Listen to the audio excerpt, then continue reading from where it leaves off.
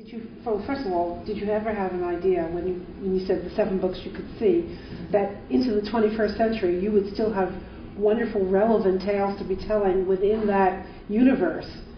Well, we had certainly hoped so. It was a big universe, and we deliberately tried not to. Some writers try to, I don't know if they try to, but they build a very tight universe because it's easy to keep track of stuff that way.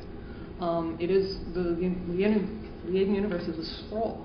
I mean, there's a lot of loosely connected worlds. There's all kinds of different customs, and it's hard to keep track of. And we should have started writing a concordance with your book when we knew that. We figured we could keep it all in our heads. But we certainly knew that there were lots and lots of stories. There were 5,000 stories in the Naked City, 50,000 stories. right, whatever. I don't know. But yeah, it's a universe with a lot of people. One of my friends at one point had said, the Lieden universe is a universe where people take out the garbage. Okay. And in fact, they do. And this gives us a chance to work not only with the interplay between cultures, because you've got a Terran culture and a Lieden culture, but the Liedens are stratified, so it gives us some fun class war stuff, and some of it is fun, and some of it is downright serious, and it's allowed us to layer things into the books that over time we've had people come up, I didn't know that this wasn't just a throwaway line, but 3 books later, here it is, and it's the center of this next story. Mm-hmm. And there are narrative hooks and plot hooks throughout that we still haven't finished knitting back together.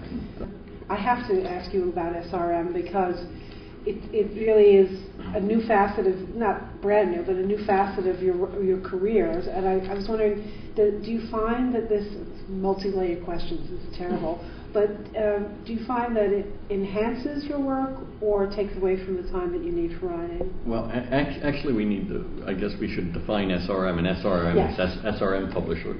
And in fact, the SRM Publisher began as an extension of our fans, of what the fans needed, because there had been a hiatus for us when we had sold the first 3 books, and then we got a new editor in house who didn't like our style or wanted to. Well, she didn't like space opera. That was her. She wanted to bring science fiction to the next level.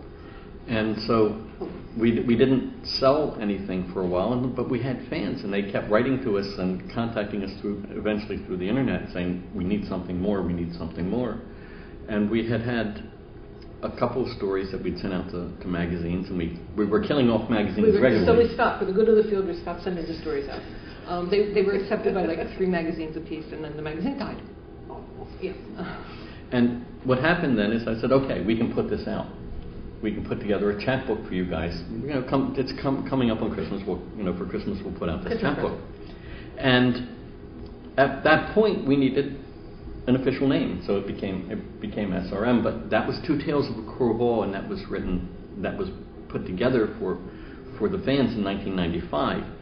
And we sold a few, and then we sold some more to some of the bookstores, and that was cool. And in July of the following year, somebody said... In fandom, once you do something, it's a tradition. So the next year, somebody came in, it was about July. They were jumping the gun, trying to get the Christmas shopping done early. They said, what's this year's chapbook going to be? Well, I understand that. That makes sense. And we said, this year's? And so the fans, our readers, essentially invented SRM. And for the first few years, that's all we were doing. And it wasn't a distraction. It wasn't very much of a distraction because we were only selling 100 or 200 copies over a year's span, and then we had another one to do. So we had a few multiple orders. But now we print around 1,000 copies of the chapbook to begin with, and then it's not quite print on demand. We usually print in 50s and 100s. A few more, but usually it's to subscription. The subscription base has grown. So do you see you going forward with this and bringing in other authors under your... Oh, we've done that. We've already... I know. It's funny. It's funny because what we found out for ourselves is that when we did not have novels out, and sometimes just the way scheduling works, you don't always have a fresh novel, coming in this year. It might be like this convention. Our novel comes out next week. Well, yeah. It's due next week. That's Fletchling, right? No, this is Long Island. This is Oh, Long Long Island. Island. We have Long Island coming out next week, and then Fledgling will be coming out In September. in September, just after WorldCon. And sometimes you attend a convention. It's good to have something for people to sign, and so the chapbooks are very good for that. And so we along the line ran into some authors we knew who were not having a novel this year. So we say, would you like a chapbook? This gives you Have something. any short stories? It gives you something to take to the con and show people and say, this is my new. And this is what I'm doing, and it's a very, and from our own standpoint, it's also a good connection with the fans and the readers to be able to hear something. Let me sign it. Here you have something to read.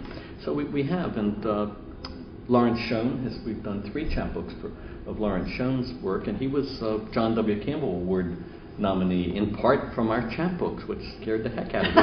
That's wonderful. No, it is. And Lawrence done very well. it was, and we've done Rue Emerson, Mark Tiedemann, and we had done a collection of work by a former New York science fiction editor who has stopped being an editor and become a creative writing instructor. And David Harris. David Harris. And so yeah, we've done some of that, and we've looked at some other work, and we do intend to do more. It's as a distraction, in some ways it is, and on the other hand, it's a way to keep a certain energy level up, because we find that writing kind of goes through a cycle, and you kind of, especially at the end of a book. Yeah, at the end of a book, everything stops. We use every dish in the house. The sink is a disgrace. But there are some days when, yes, you can sit in front of the computer 8 hours. You can put yourself in there, and you're going to get 500 words out of that 8 hours. You might as well do something else while your brain is working. And so that works. It works sort of as so it an stimulates evener. creativity. It doesn't it enhances rather than takes Yes. away, which is pretty much what I was figuring. By seeing what you're accomplishing, it kind of made sense to me. But